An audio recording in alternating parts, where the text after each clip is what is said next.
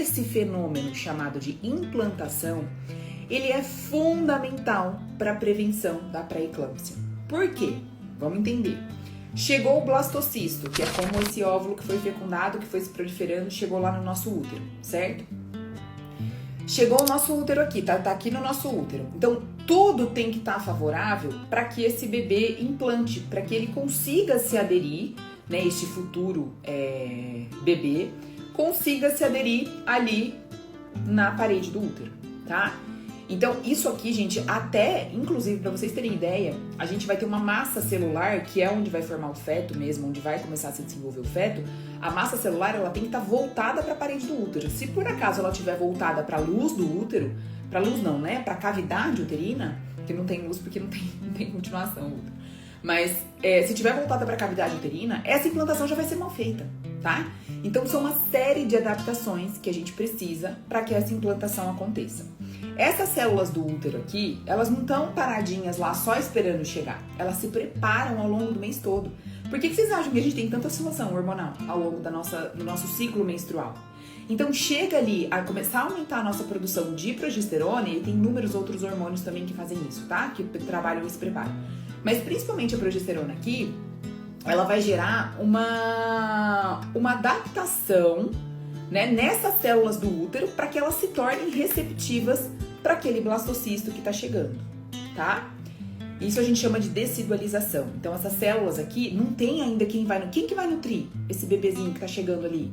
Não tem veia que vai chegar nele ali ainda, né? Não tem artéria, veia não, né? Não tem artéria, não tem vaso que vai chegar ali naquele embrião ainda, tá? Então, essas células aqui do útero, elas se enchem, sob a ação da progesterona, de nutrientes, né? Então, elas ficam ali riquíssimas em nutrientes para que elas consigam nutrir e passar por toda essa adaptação, principalmente imunológica, né? Até a Mônica colocou aqui, ó, uma imunologia reprodutiva, e é isso mesmo.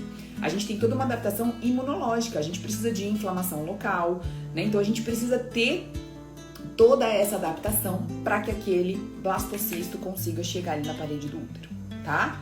Então já começou aí, uma mulher com uma doença autoimune, uma mulher que usa faz um monte de procedimentos, tá? Que estimulam o sistema imunológico. A gente sabe, olha, não tá, eu conto assim, ó, né? Passa dos dedos das duas mãos, pacientes que já me relataram ter aumento de FAN, ter aumento de PCR, ter alteração nos anticorpos da tireoide, depois que fazem algum procedimento estético mais invasivo. Ultraformer, né? Eu fiz ultraformer já, tá? Já fiz 2 vezes ultraformer no rosto, mas eu sempre gosto de monitorar depois como que fica. Mas pode ser que esses procedimentos, a gente não sabe, botox, a gente não sabe até que ponto que eles estimulam. Então, se a gente pegar uma pessoa que tem esse hiperestímulo o tempo todo, né? Que tem usa um monte de toxinas o tempo todo na vida, um monte de maquiagem, bebe pra caramba, fuma, o sistema imunológico dela tá completamente bagunçado. Vocês acham que ela vai fazer uma implantação de forma adequada? Muito provavelmente não, tá? Por isso que eu falo que a gente tem que ajustar e deixar tudo redondinho antes da paciente engravidar. E aí, o que vai acontecer? Esse blastocisto vai chegar ali e vai implantar. Essa implantação, gente, vocês pensam como se fosse uma raiz mesmo, como se fosse uma árvore, uma sementinha que a gente plantou, que tá criando raízes ali para ela poder crescer. É isso que vai acontecer ali no nosso útero, certo? Então, a gente vai fazendo, né, o processo que a gente chama de invasão trofoblástica. Então, o trofoblasto, que é as células aqui que envolvem, né, uma camada de células que envolve o blastocisto, vai invadir o nosso útero. Então, vai começar a fazer isso aqui, ó, tá? Vai começar a invadir realmente as nossas células da decídua, e aí a gente vai formar uma invaginação no nosso útero ali para abranger aquele blastocisto que tá chegando, tá? Só que nisso aqui, gente, começa a fazer uma série, né, de ramificações ali, e quanto mais ramificações eu fizer, mais nutriente vai chegar para aquele futuro feto, tá? Embrião a gente chama até 9 semanas, tá? Depois de 9 semanas de gestação a gente passa a chamar de feto, por isso que existe essa diferença da terminologia. Então ali tá chegando aquele embrião e ele não tem ainda nutrição, ele não consegue se nutrir, a gente não tem artéria que vai chegar nele, tá?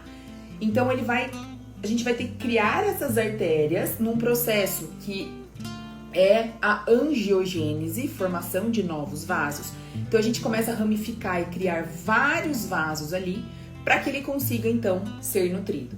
E nisso a gente passa a desenvolver duas camadas de células ali, né? Uma se chama citotrofoblasto e a outra sincício-trofoblasto. E essa sincício-trofoblasto é o que vai formar futuramente uma placenta, tá?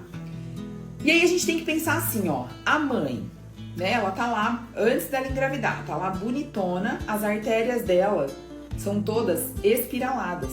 As nossas artérias, elas são espiraladas, né? Naturalmente, tá? Principalmente essas que chegam ali no nosso útero. A partir do momento que a gente engravida, essas artérias, elas passam por um processo que se chama desespiralamento ou desespiralação, tá? Então é como se fosse, ó, isso aqui, ó, um espiral de caderno mesmo. Se eu pegasse isso aqui, gente, começasse a esticar isso aqui, né? É o que acontece com o meu vaso na gestação. Então a gente passa por essa remodelação arterial, tá?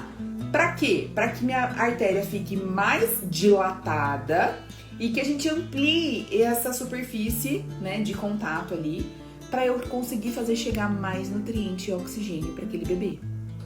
Então, são todas as adaptações que ocorrem dentro do fisiológico de uma gestação.